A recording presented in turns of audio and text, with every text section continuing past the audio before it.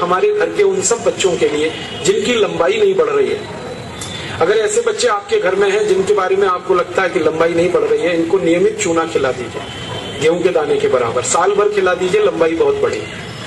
जो घर में ऐसे बच्चे हैं जिनकी बुद्धि कम है, मतिमंद बच्चे जिनको हम कहते हैं, मेंटली रिटार्डेड, उन सब बच्चों की सबसे अच्छी दवा ये चूना।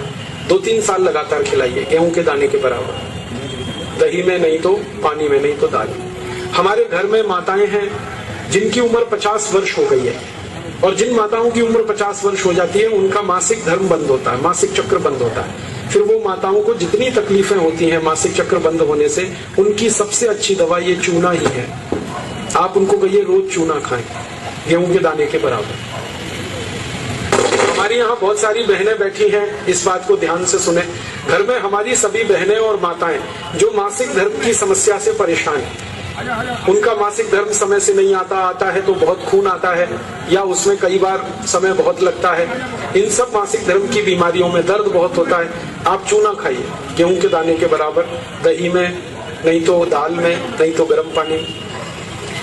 ये जो चूना है ना, ये बहुत अद्भुत दवा है उन सभी मरीजों के लिए जिनको पीलिया होता रहता है, अक्सर जॉन्डिस। जिनको भी जॉन्डिस होता है उनको आप गन्ने के रस में गेहूं के दाने के बराबर चूना मिला के दीजिए। आधा गिलास गन्ने का रस, गेहूं के दाने के बराबर चूना, बहुत जल्दी पीलिया ठीक होगा और बार बार पीलिया होना बंद होगा।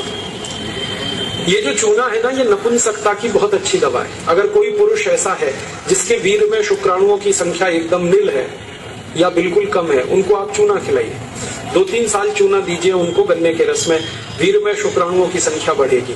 ऐसी कई माताएं जिनके शरीर में अंडे नहीं बनते, ओव्यूलेशन का उनका गड़बड़ी है, उनको आप चूना खिलाइए, बहुत जल्दी उनकी बीमारी ठीक हो। ये जो चूना है ना, आपके रीढ़ की हड्डी में कहीं कोई तकलीफ आ जाए, जैसे कई बार रीढ़ की हड्डी का जो लंबर रीजन है इसमें गैप आ जाता है, L1, L2, L3, L4 के बीच में गैप आ जाता है, इसको ठीक करने की ताकत चूने में ही है। चूना खाइए।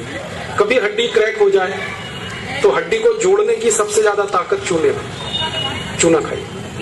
एड़ी की दर्द है, पैर की एड़ी का दर्द है, चूना खाइए, ठीक होगा। पंजों में दर्द है, चूना खाइए, ठीक होगा। आपके दांत में अक्सर ठंडा गर्म पानी लगता है तो आप चूना खा लीजिए, बिल्कुल ठीक हो जाए। दांत में कीड़े बहुत लगते हैं, चूना खाइए, नहीं लगेंगे। दांत हिलते हैं, कमजोर हैं, चूना खाइए, मजबूत हो जाए। ये एक चूना 70 बीमारियों में काम आता है, 70, और ये ईश्वर ने हमें सबसे ज्यादा दिया है, 70 बीमारियों में काम आता है। आप कभी भी इसको याद रखिए। मैं सबको यही कहता रहता हूं कि आप चूना खाइए, चूना लगाइए मत कभी किसी को।